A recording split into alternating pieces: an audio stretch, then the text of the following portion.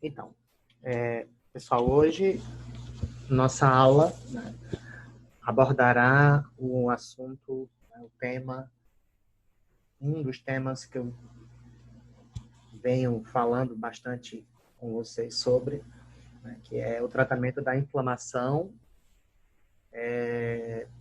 E esse tratamento, no caso da farmacologia, ele é feito através da administração de fármacos que a gente classifica como anti-inflamatórios, né? E aí existem duas classes de anti-inflamatórios que a gente vai estudar, tá?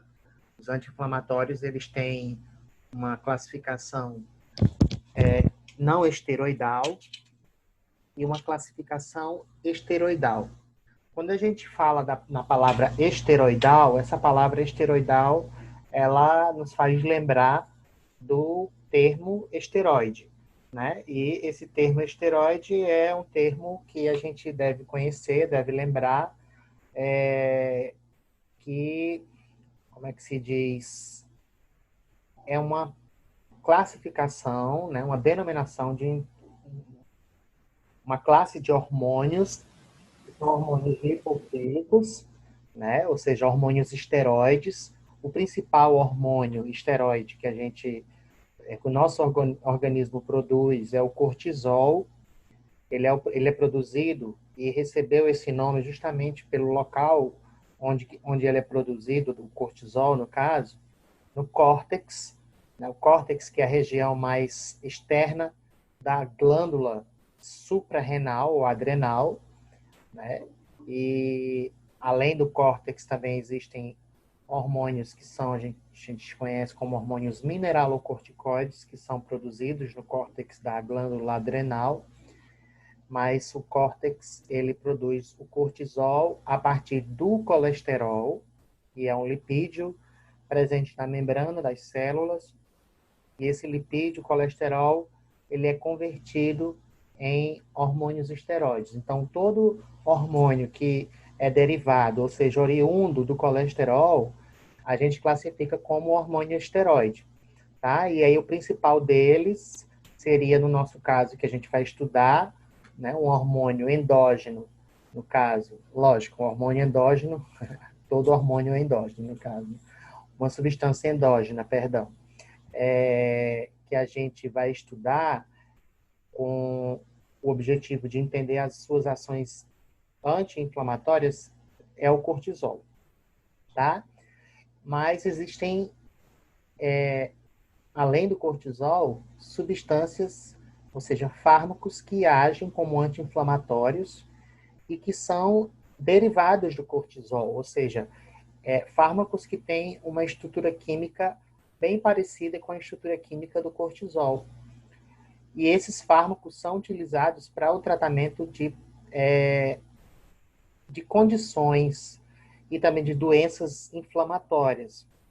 E aí o fato desses fármacos serem derivados do cortisol, que é um hormônio esteroide, e também desses fármacos serem anti-inflamatórios, a gente classifica esses fármacos como anti-inflamatórios esteroides. Mas nós também temos uma segunda classe de anti-inflamatórios que não tem que não recebe essa denominação adicional, ou que não faz parte dessa classe de anti-inflamatórios esteroides, ou seja, não é derivada, essa classe de anti-inflamatórios não deriva do cortisol, não tem estrutura química parecida, ou entre aspas, né, parecida ou semelhante ao cortisol. Então, isso faz com que a gente, como é que se diz, classifique os anti-inflamatórios em outra classe que a gente chama de anti-inflamatórios que não são esteroides ou não esteroides, que no caso são os anti-inflamatórios N, de não esteroides, os AINES, esse Szinho no plural. Então, os AINES, eles são anti-inflamatórios que não têm características esteroidais ou esteroides, não são derivados do cortisol, e os esteroides são os conhecidos corticoides, que são comercializados na farmácia. Inclusive, alguém aqui já deve ter ouvido falar da dexametasona, da prednisona. Então, esses fármacos, dexametasona, prednisona, hidrocortisona, todos eles têm uma estrutura química e um mecanismo de ação semelhante à do hormônio cortisol. Quando a gente fala de efeitos anti-inflamatórios, tá? Entretanto, os anti-inflamatórios não esteroides, ou os AINES, né? Um exemplo clássico seria o ibuprofeno.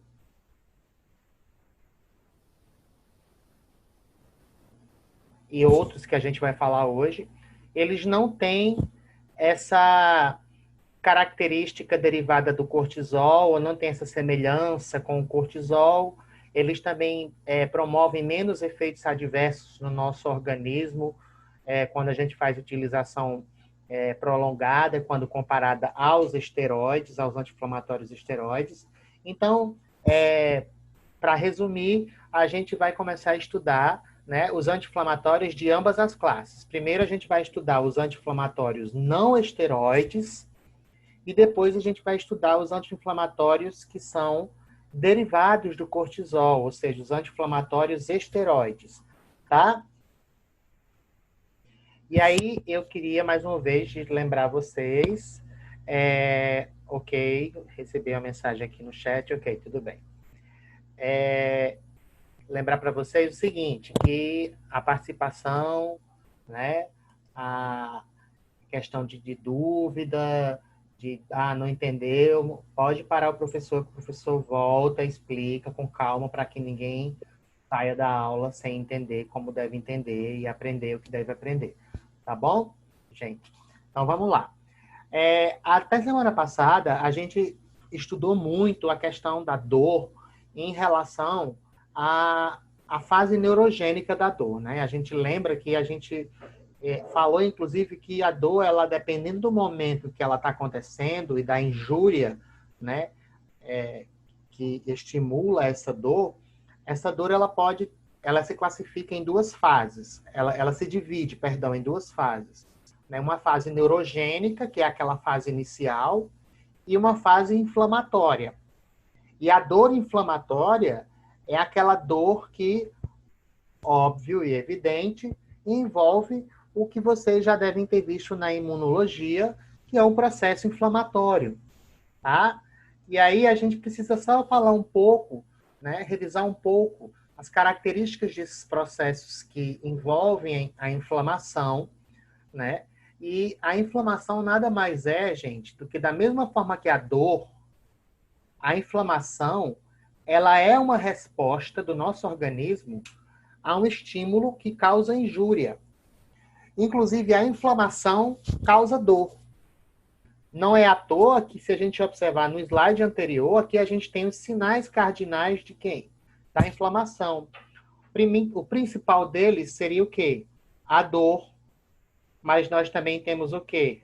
O calor, o rubor. Esse calor, eu diria, seria o aumento da temperatura corporal, ou seja, febre, o inchaço, o edema e, às vezes, até mesmo a perda da função.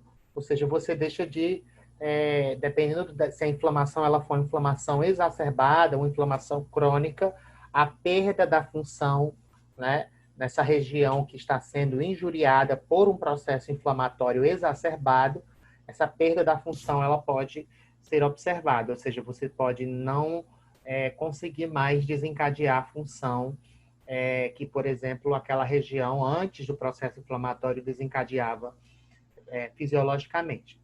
Mas, na maioria das vezes, o processo inflamatório é um processo com caráter fisiológico e protetor, da mesma forma que a dor, tá? Ele é uma resposta a um estímulo injuriante E aí, se a gente tem alguma injúria no nosso organismo, essa injúria pode causar inflamação, e isso ocorre principalmente porque... Deixa eu só abrir aqui. Essa resposta a esse estímulo injuriante que causa inflamação é uma resposta, como é que se diz, que é estimulada quando células do sistema imunológico migram para o local onde a injúria está acontecendo, e aí essas células, elas migram do local onde elas são armazenadas para onde? Para o local da injúria, principalmente através de um processo de ativação de um tecido que reveste os nossos vasos sanguíneos, que é o endotélio. Então, as células endoteliais, elas sofrem elas passam por uma ativação, né? Quando o nosso organismo ele sofre algum tipo de injúria, e essa injúria ela precisa, né, ser revertida através de um processo inflamatório, as células endoteliais elas são ativadas e são elas que direcionam as células circulantes do sistema imunológico para o local onde a inflamação tem que ocorrer. Então, as células endoteliais elas têm importância crucial, né, no direcionamento das células inflamatórias para o local onde a inflamação precisa ocorrer.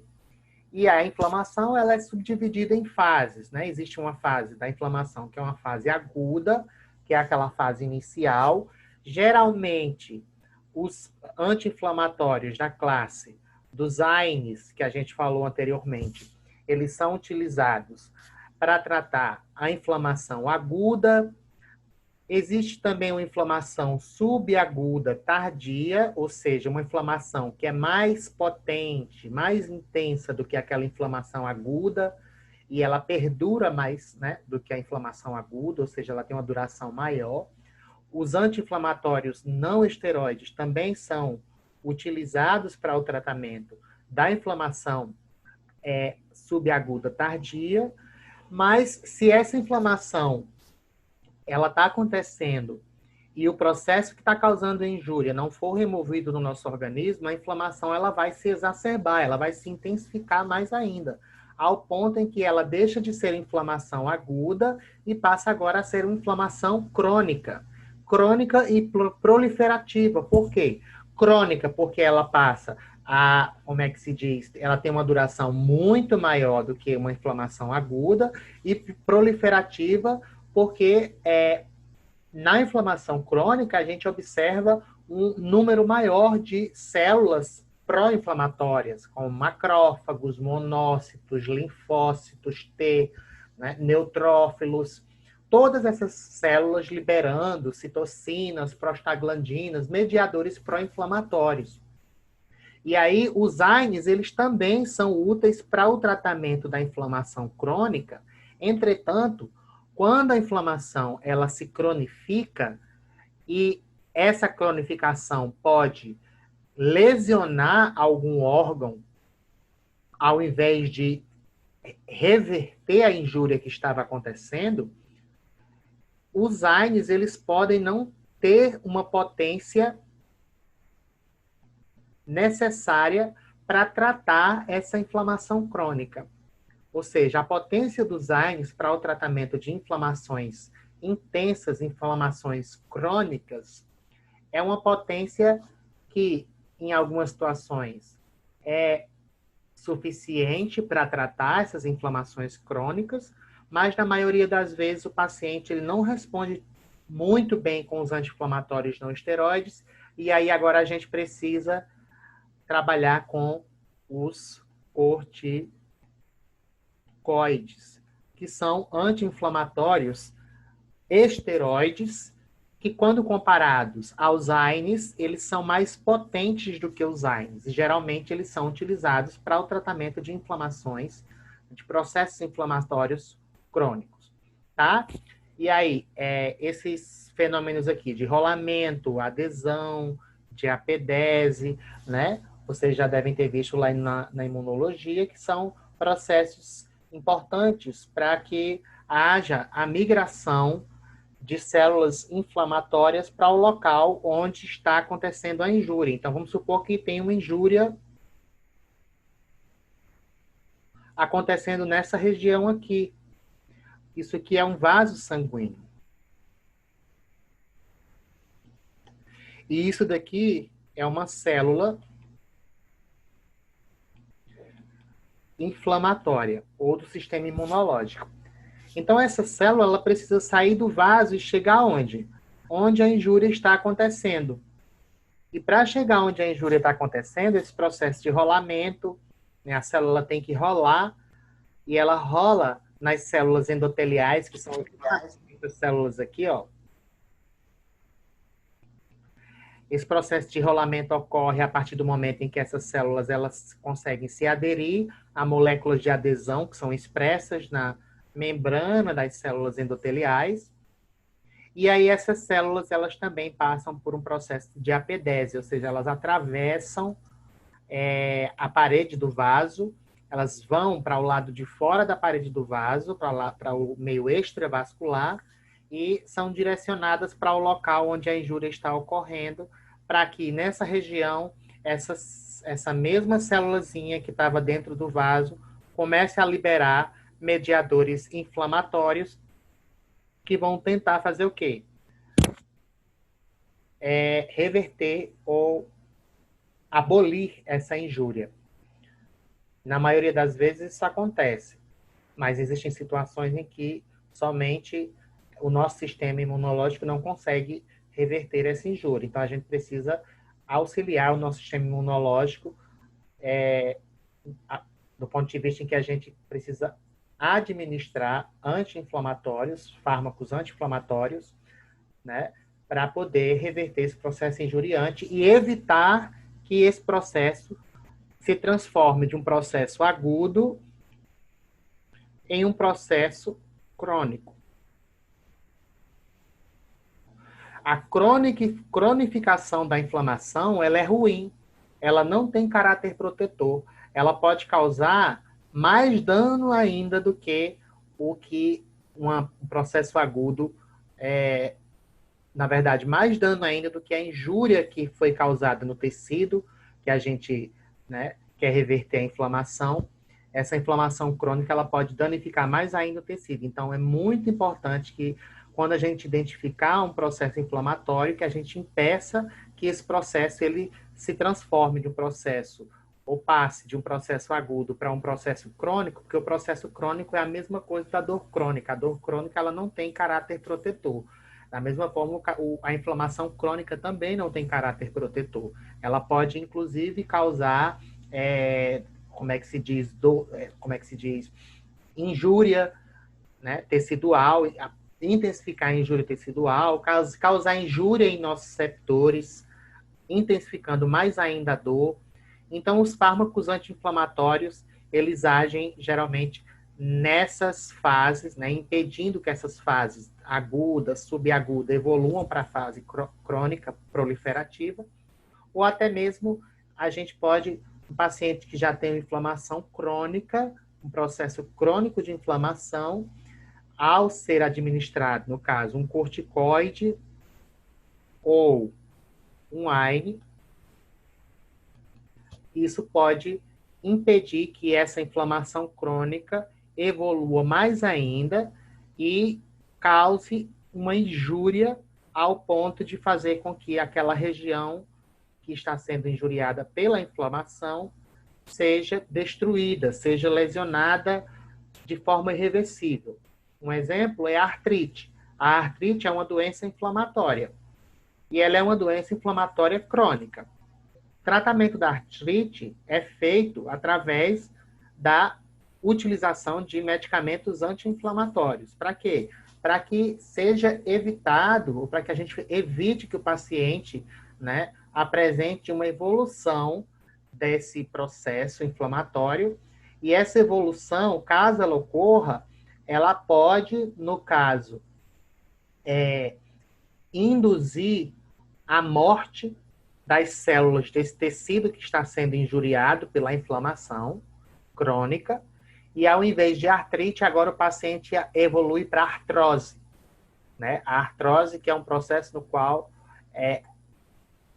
a inflamação crônica foi tão exacerbada que acabou causando necrose tecidual de células, apoptose de células, e aí é um processo irreversível que é muito deletério para o paciente, tá? Então, o tratamento da inflamação aguda, subaguda e crônica é feita através da administração de fármacos da classe dos anti-inflamatórios não esteroides.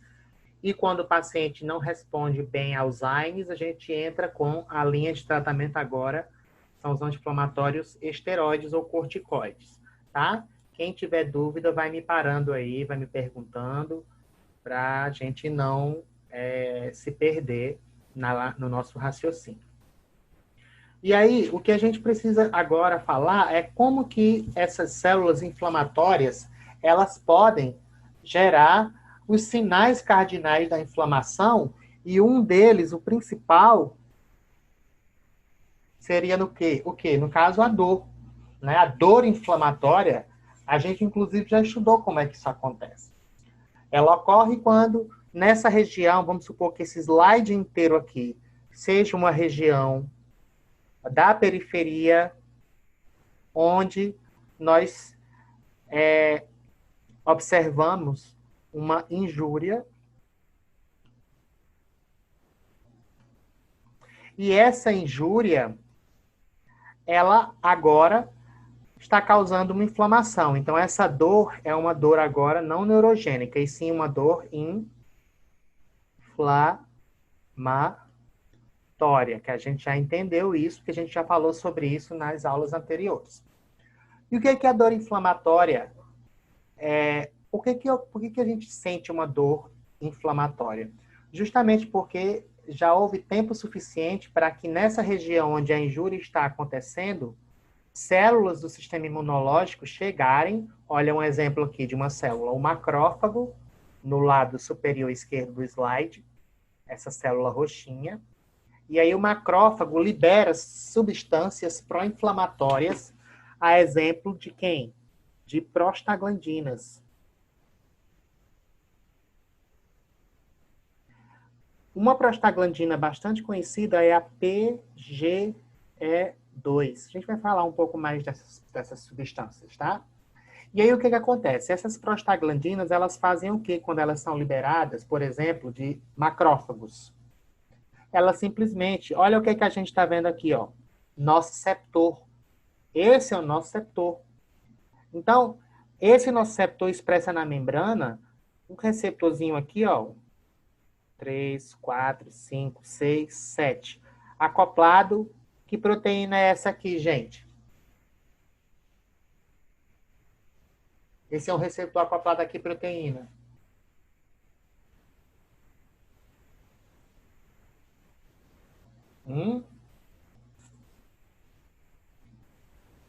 Exatamente, Miguel. Então, esse receptor é um receptor acoplado à proteína G. E a gente já viu que em neurônios, proteína G estimulatória, esse alfazinho aqui tem um S pequenininho, vocês devem ver aí no slide que eu deixei para vocês no Moodle. Ela é uma G estimulatória. E a gente viu que a ativação de proteína G estimulatória em neurônio faz com que haja aumento do AMP cíclico, ativação da PKA, e essa PKA fosforila canal de sódio, entra sódio, e aí a gente vai ter o quê? Despolarização, geração do potencial de ação, e lá no corno dorsal da medula vai haver liberação de quem? Glutamato mais o quê? Substância P, e tudo aquilo que precisa acontecer para a gente sentir dor vai acontecer. Então, a gente está vendo como que a dor inflamatória, ela ocorre. Ela ocorre através de inúmeros mediadores inflamatórios que são liberados no local onde a injúria está ocorrendo, e desses mediadores, os principais para a inflamação aguda, ou seja, aquela inflamação inicial, as prostaglandinas são os principais mediadores pró-inflamatórios e que causam aquela dor inflamatória, quando essas prostaglandinas ativam seus receptores acoplados à proteína G na membrana de nociceptores para que a gente sinta dor. Além disso, os macrófagos também, ao liberarem essas prostaglandinas nessa região, essa região ela vai ficar avermelhada, ela vai ter se a gente tocar uma região que está inflamada na nossa pele, a gente vai ver que além de vermelha, né, de avermelhada, a gente também vai ter uma região mais dolorida, edemada, né, com todos aqueles sinais da inflamação. Então, essas prostaglandinas, que são produzidas e liberadas pelas células do sistema imunológico, elas têm uma ação que causa o quê? Tanto dor, através desse mecanismo que a gente já entende, ou seja, ativação de receptores acoplados à proteína G estimulatória em nociceptores, mas essas prostaglandinas, elas também causam o quê? Rubor, vermelhidão, edema, aumento da temperatura. Se for uma inflamação muito exacerbada, essa temperatura pode aumentar em nível sistêmico corporal, ao ponto da gente evoluir para um quadro, né, de hipertermia ou febre, tá? E aí, o ideal é o quê? A gente está com inflamação? Sim. Essa inflamação está causando dor e todos aqueles sinais cardinais? Sim. Então, vamos impedir que o macrófago, produzindo essa substância, que é a prostaglandina, ou essas substâncias que são as prostaglandinas, vamos impedir que esse macrófago produza essas substâncias. E aí, se a gente impedir que ele produza, a redução na produção dessas substâncias impede também ou reduz a liberação dessas substâncias e a dor, ela vai ser o quê? Vai ser inibida, né? O calor, o rubor, aqueles sinais da inflamação serão inibidos. E quais são os fármacos que fazem com que os macrófagos, por exemplo, deixem de produzir prostaglandinas? Olha aqui, ó. AINES, anti-inflamatórios não esteroides. Eles inibem a produção de prostaglandinas em células do sistema imunológico. Esse é o principal mecanismo de ação. Mas como que eles inibem? A gente vai falar daqui a pouco. O importante é que a gente saiba como que as células do sistema imunológico causam a dor inflamatória, que seria, no caso, através da produção e liberação de prostaglandinas, como que essas prostaglandinas também podem causar febre, podem causar rubor, edema, vermelhidão, e que se a gente administrar no paciente um anti-inflamatório não esteroide, a gente vai reduzir a produção dessas prostaglandinas e, consequentemente, isso tudo aqui não vai acontecer, do ponto de vista em que a gente vai ter, como é que se diz, inibição do processo inflamatório. Então, os AINES, eles são anti-inflamatórios não esteroides que inibem a produção ou a síntese de prostaglandinas. E essas prostaglandinas, elas se dividem em inúmeras outras. Não é uma só que existe, não. A gente está vendo o exemplo aqui que existe uma prostaglandina chamada de prostaglandina E2. E a sigla que denomina essa prostaglandina, que abrevia, né, o nome dessa prostaglandina é PGE2, mas existem outras, né? E essas outras também podem causar dor, também podem causar rubor, calor, edema. A gente está falando da PGE2 como uma única, mas não é somente ela que é produzida, por exemplo, por macrófagos, para causarem, no caso, essas prostaglandinas, os sintomas, os sinais cardinais da inflamação. Mas importante a gente entender é que os anti-inflamatórios não esteroidais vão impedir que as células do sistema imunológico produzam e liberem essas substâncias. E aí a gente vai deixar de sentir dor e o processo inflamatório ele vai ser resolvido. Aqui nós temos a cascata, que a gente chama de cascata do ácido araquidônico. Que loucura é essa? Então, para isso, eu preciso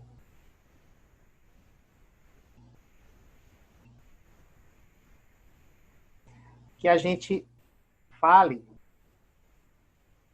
sobre o seguinte, gente. Prestem atenção. Quando a gente tem um processo de injúria,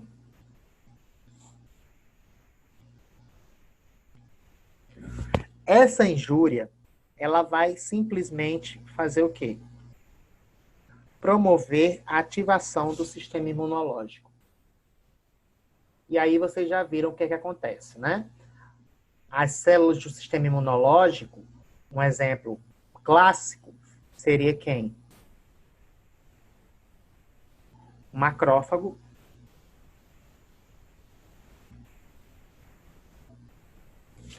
O macrófago, ele vai ser, ao chegar no local dessa injúria, ele vai ser ativado. E quando o macrófago é ativado, ele vai produzir as prostaglandinas através de uma cascata de sinalização que a gente vai estudar agora. E para que a gente estude essa cascata de sinalização, eu preciso pegar essa membrana aqui e aumentar o tamanho dela.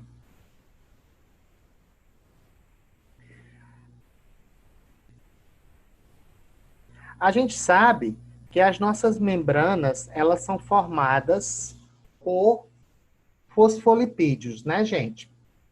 Então, quando um processo de injúria ativa uma célula do sistema imunológico como o macrófago, existe uma enzima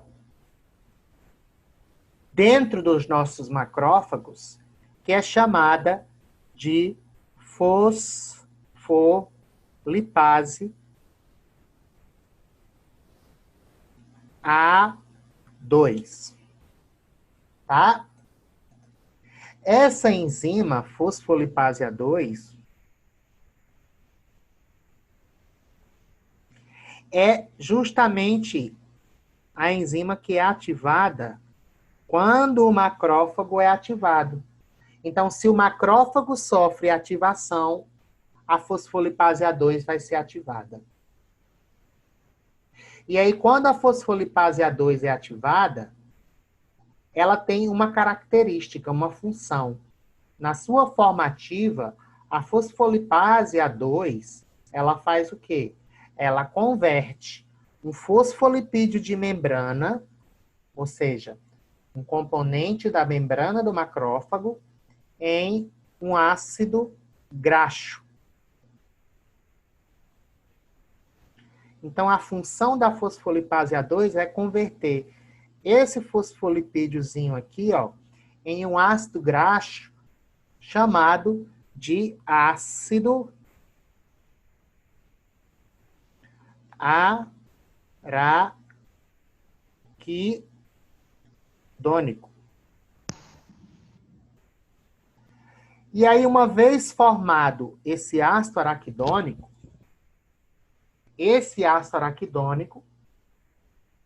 ele agora vai ser alvo para outros tipos de enzimas dentro das células do sistema imunológico que a gente está falando do macrófago principal, né?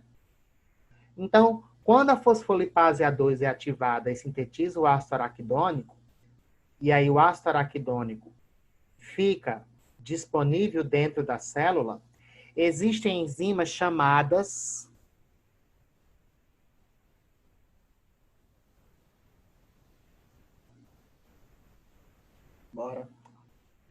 de enzimas que são chamadas de ciclooxigenases, tá? Essas enzimas ciclooxigenases, elas simplesmente convertem o ácido araquidônico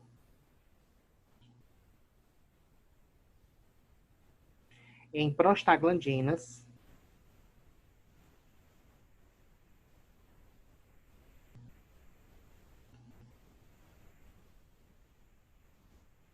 mas também converte o ácido araquidônico em uma outra substância chamada de tromboxano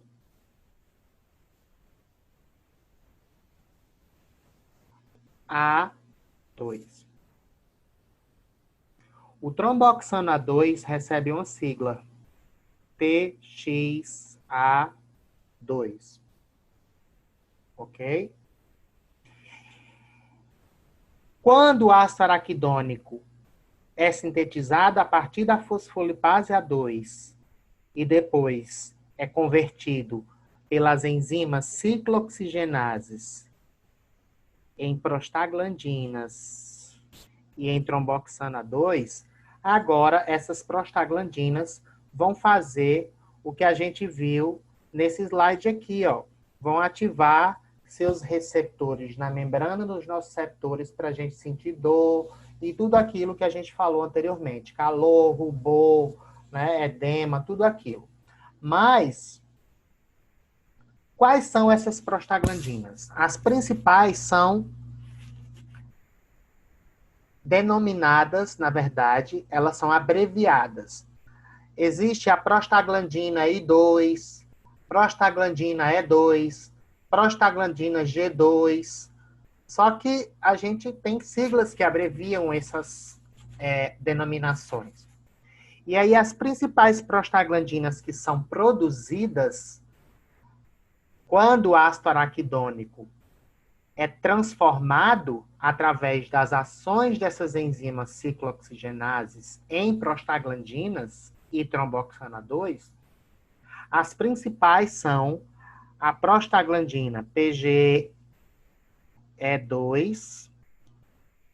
prostaglandina PGI2.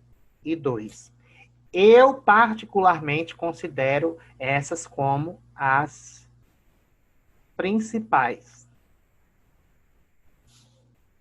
Mas, além dessas prostaglandinas, existem outras.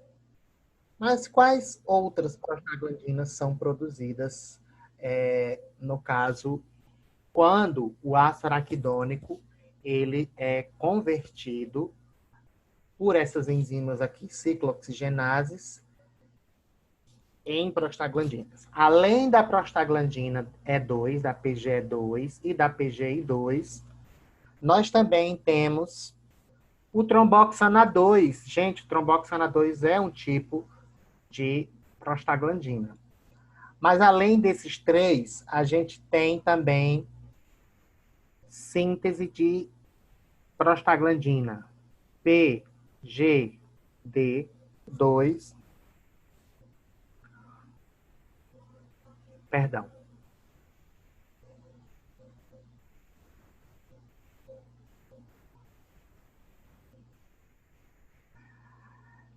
Além disso, nós temos síntese de prostaglandina PGF2-alfa.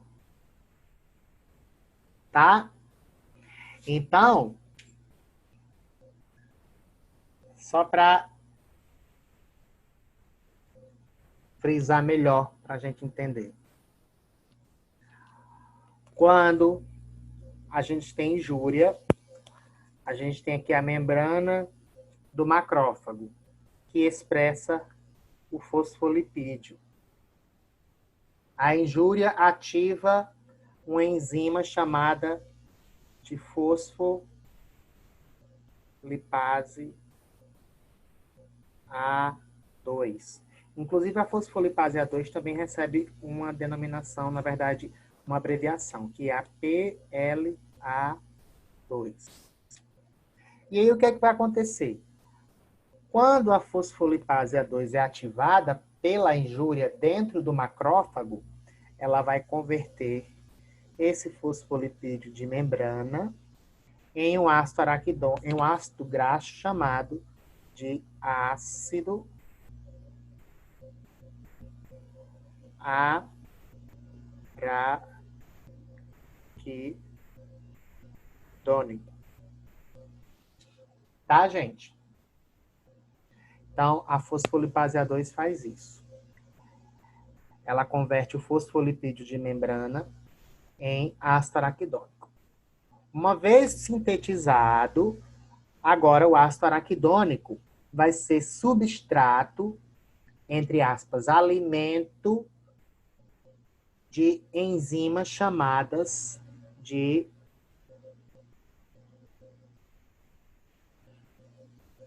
ciclooxigenases, tá? E aí o que é que vai acontecer? Essas ciclooxigenases, elas já estão expressas dentro da célula, dentro do macrófago. Elas só precisam encontrar o ácido araquidônico no caminho delas. Mas para elas encontrarem o ácido araquidônico ele precisa ser produzido. E quando é que o ácido araquidônico é produzido? Quando a gente tem um processo injuriante aqui lá fora, né?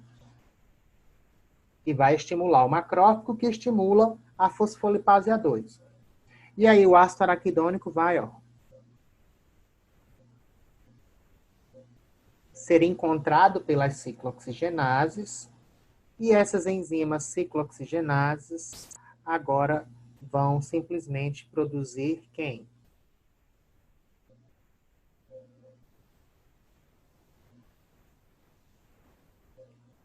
Prostaglandinas.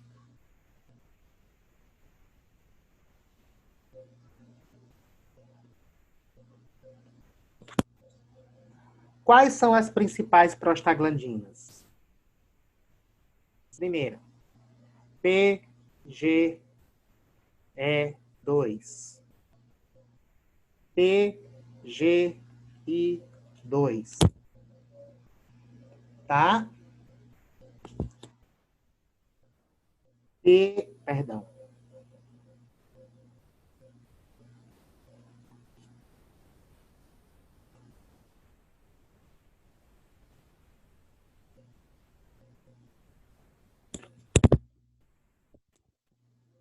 PGD2. Outra.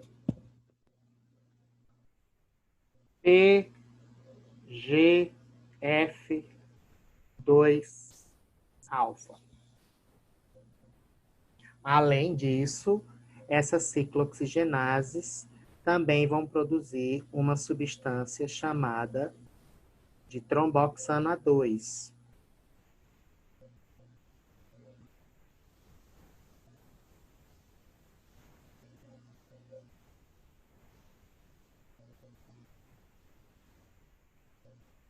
Que recebe como sigla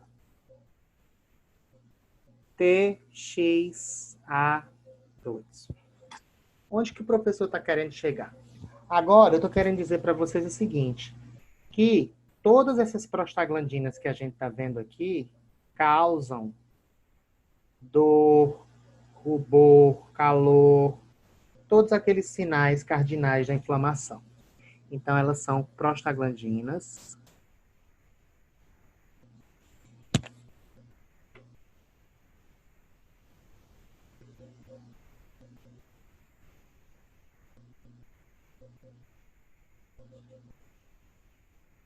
Pró-inflamatórias. Tá? E aí, o tromboxana 2 também causa inflamação? Sim. Mas o tromboxana 2 está muito mais envolvido com outros processos fisiológicos, que a gente vai falar daqui a pouco, do que com processos inflamatórios. Na verdade, são as prostaglandinas as principais substâncias liberadas, por exemplo, de macrófagos e responsáveis por causar inflamação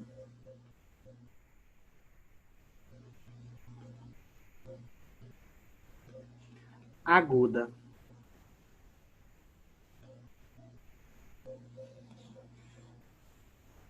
Tá? Dentre essas 4 prostaglandinas aqui, eu ainda destaco essas duas, a PGE2 e a PGI2. Elas são as principais prostaglandinas que produzem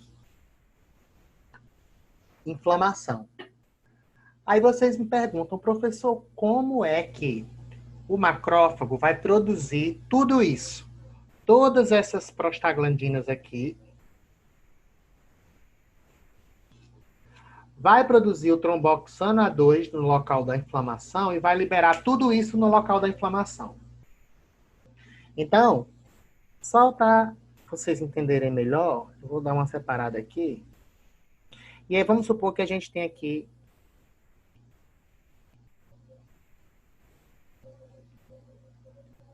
a inflamação ocorrendo, o macrófago já produziu as prostaglandinas e o tromboxano A2, e aí liberou todo mundo no local da inflamação. Liberou quem? PGI2, PGE2, PGD2, PGF2 alfa. E também, perdão, TXA2. Por que é que eu estou dizendo para vocês que mesmo que o macrófago produza todas essas prostaglandinas no local da inflamação, nem todas elas vão produzir inflamação. Ou não, nem todas elas vão produzir dor, tarará, tarará, aqueles sinais cardinais. Porque não adianta, gente, uma célula produzir uma substância e liberar essa substância num local onde não existe receptor para essa substância. Então, quando eu falo para vocês que, por exemplo, o nosso receptor lá na periferia de primeira ordem pode ser ativado por essas prostaglandinas, as principais prostaglandinas que causam dor inflamatória são essas aqui, ó. PGI2 e PGE2. E por que a PGD2, PGF2-alfa e o tromboxano A2 não causam dor como causa a PGI2 e a PGE2? Não que a PGD2, PGF2-alfa e o TXA2 não causem dor e nem inflamação. Eles causam. Mas eles são tão assim, causam uma inflamação tão leve que, na verdade, quem importa mais é a inflamação que é causada pela PGI2 e PGE2. E isso pode ser explicado, por exemplo, porque quando a gente fala de inflamação, a gente fala também de dor. Então, o nosso setor, que é quem faz com que a gente sinta dor, ele expressa um receptor para essa prostaglandina, PGI2, e expressa um receptor, vários receptores, para PGE2. Então, a PGI2 e a PGE2, elas vão causar dor. Entretanto, a membrana dos nossos receptores expressam muito pouco os receptores para PGE2, PGF2-alfa e para o tromboxano A2. Então, mesmo que eles sejam liberados pelos macrófagos, eles causam uma dor muito leve, ou às vezes nem participam do processo de dor inflamatória, porque no nosso setor não existe receptor para essas outras prostaglandinas. Existe muito mais receptor, não que não exista, mas existe muito mais receptor para PGI2 e para PGE2, que são as principais, como eu já falei, prostaglandinas só, pró-inflamatórias. Gente, alguma dúvida? Alguém quer me perguntar alguma coisa?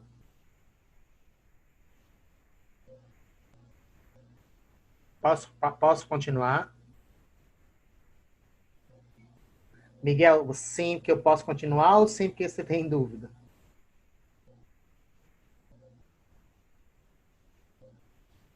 Beleza, então. Então, gente,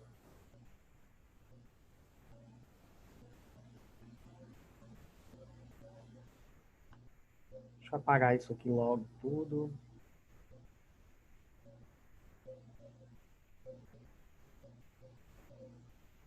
É melhor eu tirar logo tudo isso.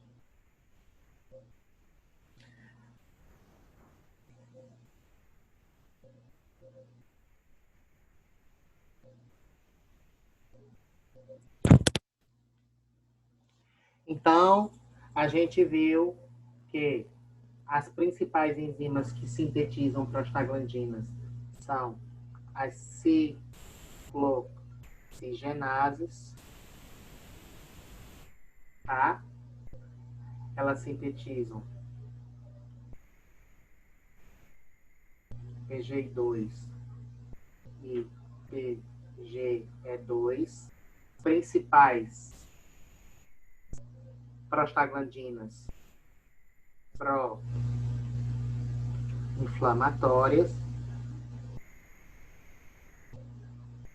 mas também ocorre síntese de PGD2, PGF2-alfa e tromboxano A2. E isso acontece quando o ácido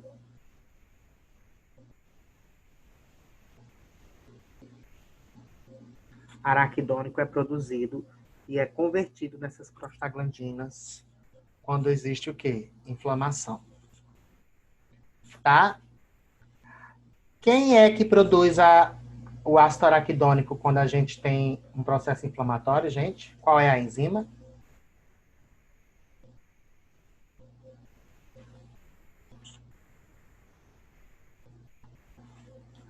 Quando a gente tem uma injúria que causa inflamação, o macrófago vai ser ativado. A ativação do macrófago causa o quê? A ativação de qual enzima? Para sintetizar o ácido araquidônico, gente? Fosfolipase A2, exatamente, Miguel. E aí, lembrando sempre que nós temos aqui, ó, fosfolipídio de membrana, fosfolipase A2, e essa fosfolipase A2 vai sintetizar o ácido araquidônico. Uma coisa que eu não falei para vocês é que essas prostaglandinas sintetizadas aqui, elas são muito envolvidas na inflamação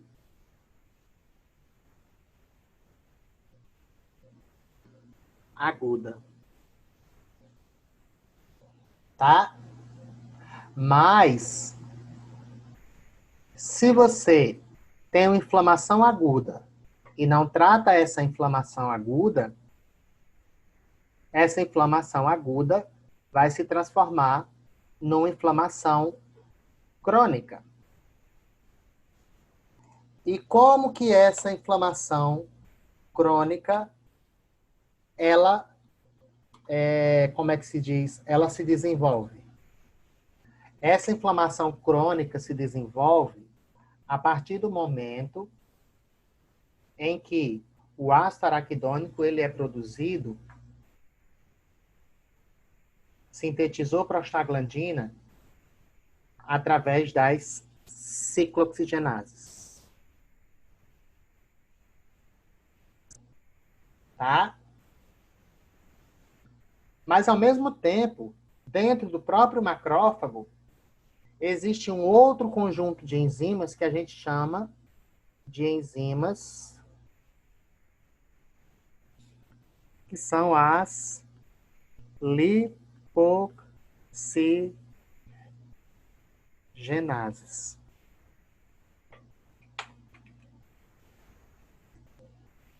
Essas enzimas lipoxigenases,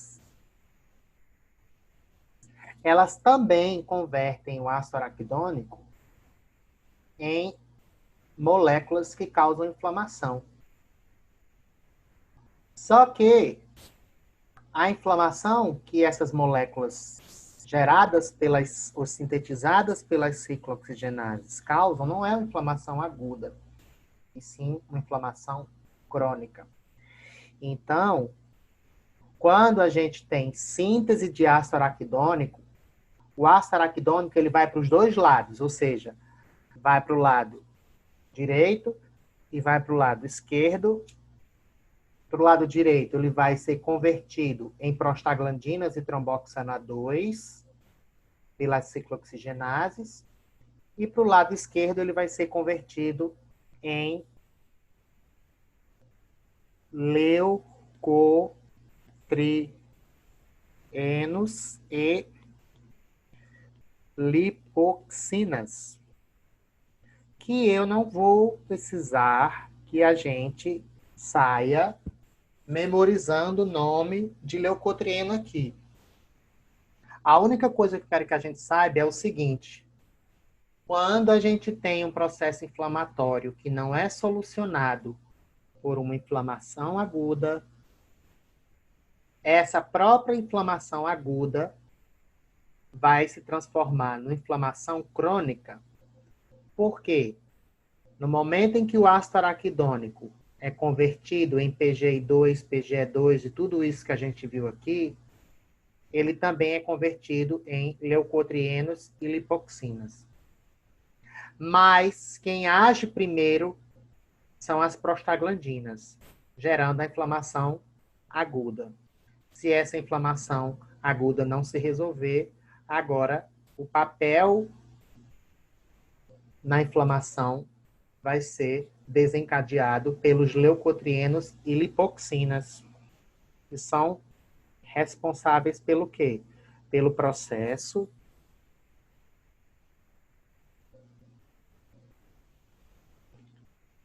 de cronificação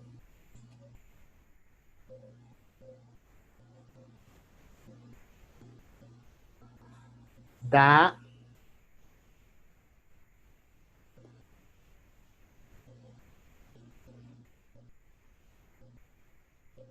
inflamação. Então, temos a inflamação aguda. Quem está promovendo inflamação aguda? Prostaglandinas. Não está resolvendo o que tem que resolver, porque a inflamação tem como objetivo impedir que a injúria cause um dano irreversível ao nosso tecido. Se essa inflamação aguda não for solucionada, a gente já tem guardadinho lá dentro do macrófago os leucotrienos que foram sintetizados ao mesmo tempo que as prostaglandinas foram. Mas os leucotrienos, eles só agem se a inflamação aguda não for suficiente para reverter a injúria ou para abolir a injúria que está acontecendo. Então, essa inflamação aguda agora, ela é cronificada. Então, naquele processo que a gente viu, que a gente tem as fases da inflamação ou do processo inflamatório.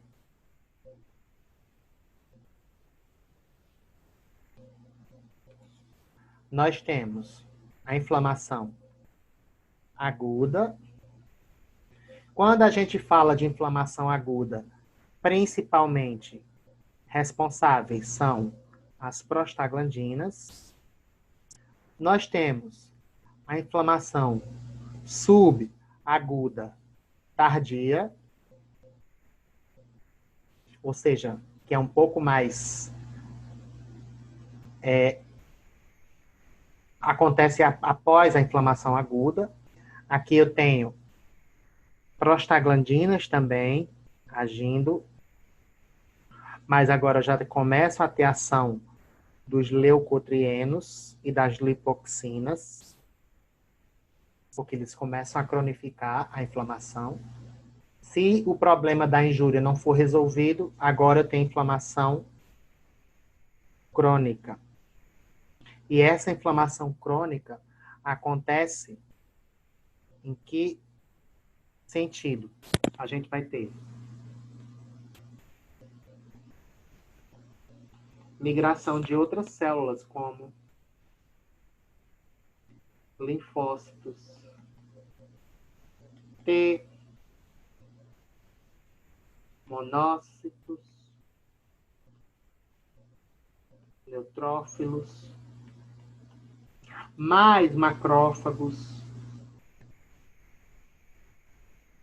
Então, olha quantas células são recrutadas para o local da inflamação quando essa inflamação se transforma numa inflamação crônica. E quem é responsável por dizer para o sistema imunológico, olha, a inflamação aguda não está resolvendo a injúria. Manda para cá linfócito T, neutrófilo, mais macrófago.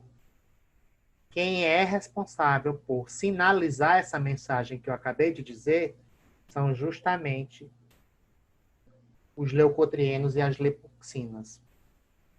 Por isso que eu estou afirmando para vocês que os leucotrienos e lipoxinas são responsáveis pela cronificação da inflamação. Eles transformam, eles convertem, na verdade. Ou, na verdade, eles são responsáveis pelo recrutamento, pela quimiotaxia, pela atração de células para o local da injúria que vão cronificar essa inflamação. E aí, quando a inflamação é crônica, o negócio vai ficar difícil de ser tratado só com quem?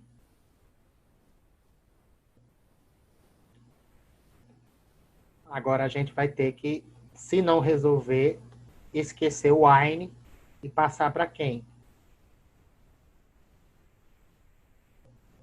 Corticoide. Porque o AINE geralmente é útil durante o processo agudo ou até mesmo subagudo. Quando a inflamação é crônica, a gente pode não ter um efeito desejável quando a gente administra um AINE ou quando a gente toma um AINE. E aí eu posso explicar isso para vocês pela seguinte... Ih, meu Deus. Apaguei tudo que eu tinha que apagar mais? Enfim, problema não. Pela seguinte razão. Nós já sabemos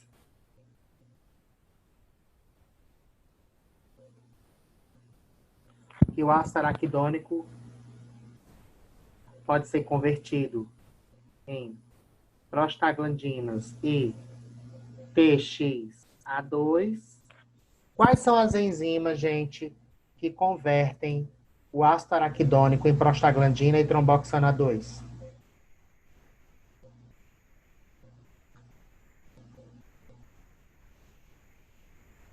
Ciclooxigenases, exatamente. Então, essas enzimas são chamadas de ciclooxigenases. Inclusive, recebem siglas, COX. Mas o ácido araquidônico também segue outro caminho para sintetizar leucotrienos mais lipoxinas. Quais são as enzimas que convertem o ácido araquidônico em leucotrienos e lipoxinas?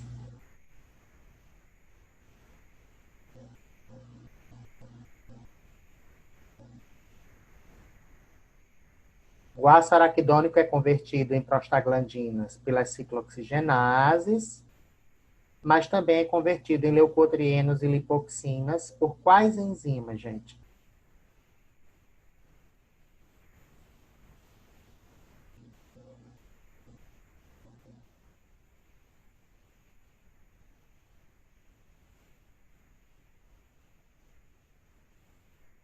Lipoxigenases.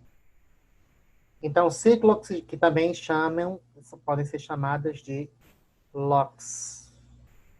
Então, para sintetizar prostaglandina e tromboxana 2, a gente tem as ciclooxigenases, e para sintetizar leucotriena e lipoxinas, as enzimas responsáveis são as lipoxigenases. Dessas substâncias, prostaglandina, tromboxana 2, leucotriena e lipoxina, quais delas são responsáveis pela inflamação aguda? Quem é que causa inflamação aguda?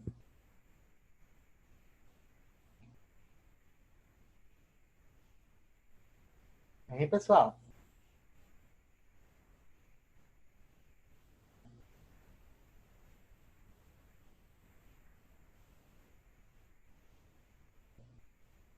O ácido araquidônico sendo convertido em prostaglandina e tromboxana 2, mas também em leucotrienos e lipoxinas. A inflamação aguda é estimulada por qual dessas moléculas? Prostaglandina e tromboxana 2 ou leucotrienos? Exatamente. Prostaglandinas e tromboxana 2 vão causar aquela inflamação inicial.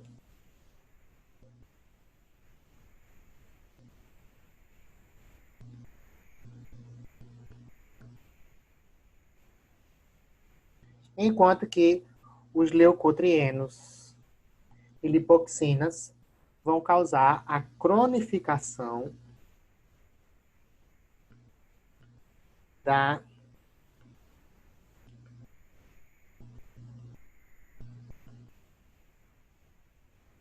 inflamação. Aqui, a gente chegou no momento crucial, onde a gente vai entender por que que a gente tem duas classes de anti-inflamatórios. Os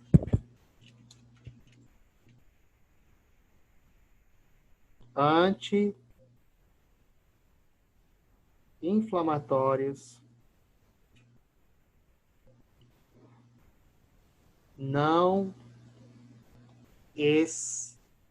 esteroides, que são quem? AINES. Mas eu lembro que eu também falei para vocês dos anti-inflamatórios esteroides.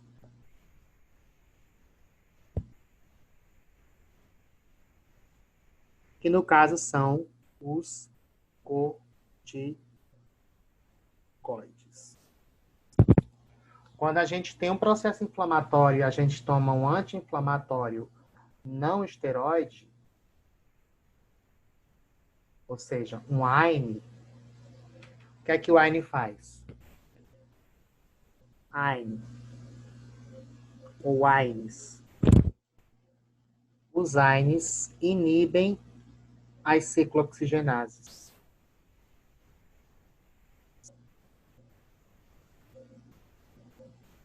Se os AINES inibem as ciclooxigenases, nós não vamos ter produção de prostaglandinas e tromboxana 2. Mas nós teremos produção de leucotrienos e lipoxinas. Porque o AINE não inibe lipoxigenase. O AINE inibe isso aqui, ó, ciclooxigenase. Então, o AINE, ele, ao inibir a síntese de prostaglandinas, ele inibe também a inflamação aguda. E se a gente tomar um AINE no início da inflamação, ou seja, na inflamação aguda, e inibir a produção dessas prostaglandinas, é muito evidente que a inflamação ela não vai se cronificar. Porque só existe inflamação crônica depois da inflamação aguda. Se a gente impede que a inflamação aguda aconteça, porque a gente está inibindo as ciclooxigenases e deixando de produzir prostaglandinas, a gente também impede que a inflamação se cronifique. Então, os AINES, eles são anti-inflamatórios porque eles são inibidores de ciclooxigenases, inibidores da inflamação aguda, consequentemente, impedem a cronificação da inflamação. Então, mesmo que a gente tenha inibição das ciclooxigenases, síntese de prostaglandinas,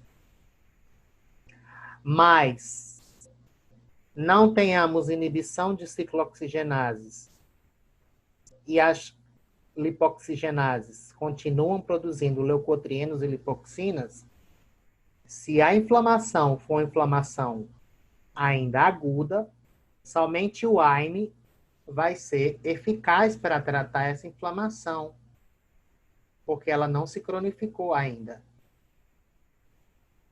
Se ela não se cronificou e ela foi resolvida, os leucotrienos e as lipoxinas não vão precisar enviar um sinal lá para o sistema imunológico dizer, olha, envia para cá mais células do sistema imunológico para cronificar essa inflamação. Por que eles não vão fazer essa sinalização, não vão desencadear essa mensagem? Porque a inflamação aguda foi resolvida. Então, os AINES, eles inibem as ciclooxigenases, inibem a inflamação aguda e, consequentemente, inibem a cronificação da inflamação, mas não de forma direta, de forma indireta. Indireta porque eles, ao inibir a inflamação aguda, vão também fazer com que não haja inflamação crônica, porque os leucotrienos, se não tem fase aguda, não vai ter fase crônica. Então, os leucotrienos, eles não vão agir. É esse o mecanismo de ação dos anti-inflamatórios não esteroidais. E aí, eu posso dizer para vocês o seguinte, os AINES,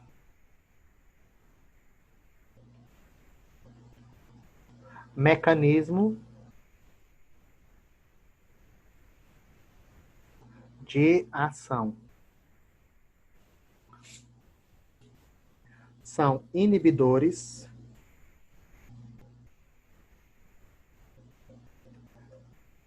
de ciclooxigenases.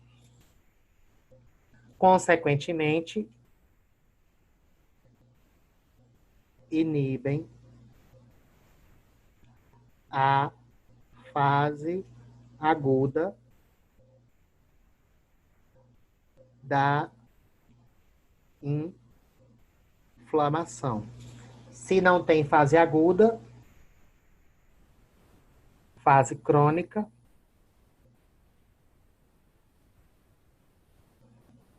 que é estimulada pelos leucotrienos, também não vai acontecer. Então, esse é o mecanismo de ação dos anti-inflamatórios não esteroides, inibidores das ciclooxigenases, da fase aguda da inflamação e, consequentemente, inibem a cronificação da inflamação. Todo mundo entendeu? Posso continuar, gente? Vou continuar, tá?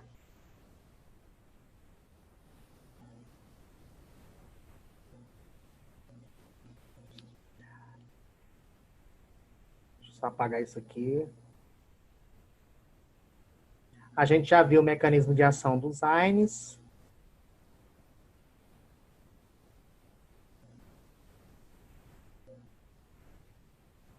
Agora vamos falar do mecanismo de ação dos anti-inflamatórios esteroides.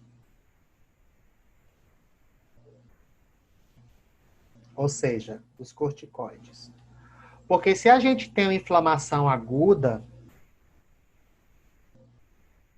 e essa inflamação aguda não é tratada, essa inflamação ela vai se cronificar, como a gente já falou. E ela se cronifica devido às ações dos leucotrienos que são produzidos pelas lipoxigenases. Então, a inflamação crônica, ela ocorre devido ao fato da síntese de prostaglandinas, mas de também síntese de leucotrienos. Então, por que para a inflamação crônica, os AINES não são muito eficazes? Em algumas situações são, mas na maioria das vezes eles não são. Porque eles inibem somente a síntese de prostaglandinas. Para a gente inibir a inflamação crônica, a gente teria que deixar de produzir prostaglandinas, e leucotrienos. E os AINES não agem dessa forma. Os AINES só inibem as ciclooxigenases. Mas existe uma classe de fármaco, ou de fármacos, perdão, que a gente chama de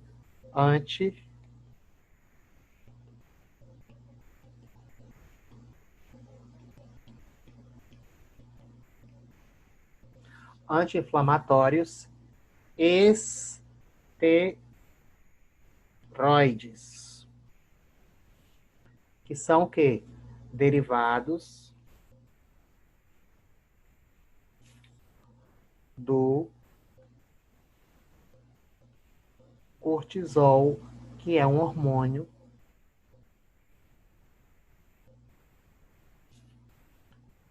esteroide. Os corticoides, eles têm um mecanismo de ação diferente dos AINES. E eles são úteis no tratamento da inflamação crônica. Por quê? Porque, diferentemente dos AINES que só inibem isso daqui, pergunto mais uma vez, qual é a enzima responsável pela síntese do ácido araquidônico, gente? Quando a gente tem um processo inflamatório? Fosfolipase A2. Então, a gente tem um processo inflamatório aqui, a membrana da célula, fosfolipídiozinho de membrana aqui, e nós temos a PLA2 aqui. A PLA2 converte esse fosfolipídio de membrana em ácido araquidônico. E o que os corticoides fazem? Simplesmente os corticoides vão fazer alguma coisa que eu vou explicar para vocês mais na frente, e essa alguma coisa vai inibir essa enzima aqui, ó, fosfolipase A2. Corticoides. Se os corticoides inibem a fosfolipase A2, a gente não vai ter ácido araquidônico. Se a gente não tem ácido araquidônico, mesmo que a gente expresse nos nossos macrófagos ciclooxigenase e lipoxigenase, não tem o produto para que essas enzimas produzam, sintetizam prostaglandinas e leucotrienos. Então, os corticoides, eles inibem a inflamação lá no começo da via, inibindo a fosfolipase A2, inibindo a síntese de ácido araquidônico, consequentemente inibindo a síntese de prostaglandinas. Eles não inibem as ciclooxigenases não, tá, gente? Eles inibem a síntese de ácido araquidônico. Se não tem ácido araquidônico, a ciclooxigenase não vai conseguir agir. Ela só age se tiver ácido araquidônico para ela converter em prostaglandina e tromboxana 2. Mas se não tem, ela vai continuar lá em repouso. Mas, além disso, nós também teremos inibição da síntese de leucotrienos. Não tem ácido araquidônico, não vai ter nem prostaglandina, nem leucotrieno. Então, por isso que os anti-inflamatórios esteroides são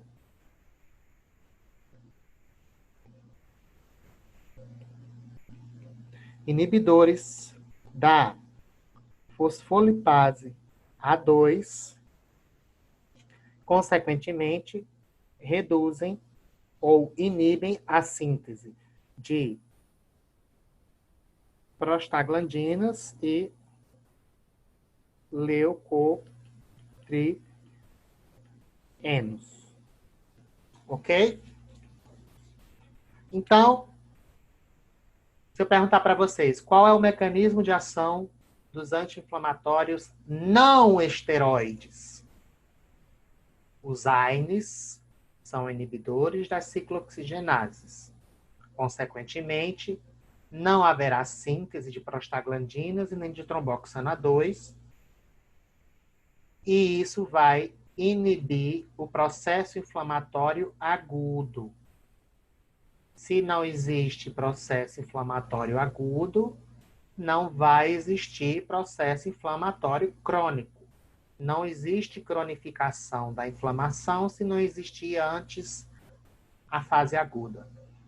Então, os AINES inibem as ciclooxigenases e tudo isso. Agora, se você pegar um paciente que já está com inflamação, que deixou de ser aguda e já é crônica, o AINE pode não ser suficiente para tratar essa inflamação. Então, você vai ter que inibir a produção de prostaglandinas, do lado direito do slide, mas também de leucotrienos. Então, você não vai agir nem nas ciclooxigenases, nem nas lipoxigenases, e sim lá em cima, na fosfolipase A2. E quais são os anti-inflamatórios que fazem isso? Os anti-inflamatórios esteroides, ou os corticoides. Os corticoides são inibidores da fosfolipase A2. E aí não vai haver nem síntese de prostaglandina e nem síntese de leucotrienos. E aí vocês podem me perguntar, mas professor, então se o corticoide ele é mais potente do que o AINE, porque ele inibe tanto a síntese de prostaglandina, quanto de tromboxana 2, quanto de leucotrienos e lipoxina, ou seja, ele inibe tudo isso, por que então não só são eles os que são utilizados na clínica? E por que existem os AINES? Porque os corticoides são hormônios esteroides. O cortisol é a molécula mãe desses corticoides. Os corticoides são, entre aspas, cópias do cortisol. E o cortisol é um hormônio que não atua só na inflamação. O cortisol regula o metabolismo de carboidrato, de lipídio. O cortisol regula o nosso humor. Entendeu? Então, se a gente administrar um corticoide que faz a mesma coisa que o cortisol produzido pela nossa glândula adrenal faz, a quantidade de efeitos adversos vai ser muito grande quando comparado aos efeitos adversos promovidos pelos AINES. Porque os AINES não têm ações metabólicas como os corticoides têm. Mas os AINES têm efeitos adversos? Tem, mas muito menos do que os corticoides. Inclusive, prescrever, por exemplo, geralmente a prednisona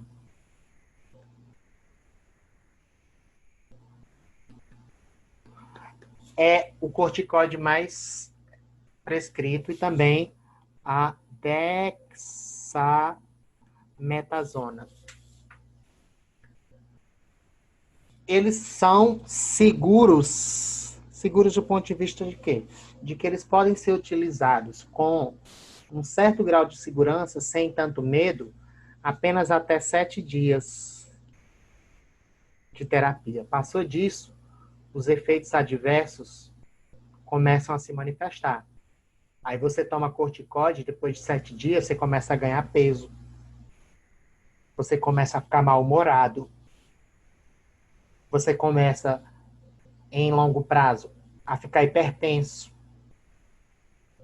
Você pode desenvolver uma doença chamada de síndrome de Cushing.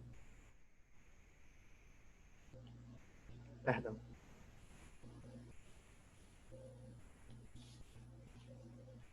Então, os corticoides, eles são potentes como anti-inflamatórios, mas ao mesmo tempo eles causam muitos efeitos adversos. Por isso que é ideal a gente escolher primeiro os anti-inflamatórios não esteroides, os AINES. Se os AINES não resolverem a inflamação, a gente parte para o corticoide. Lembrando que esses 7 dias devem ser priorizados. Vai tomar corticoide, não passa de 7 dias. Se você passar, você vai começar a observar os efeitos adversos. Tá? Então, gente, vamos parar agora a nossa primeira parte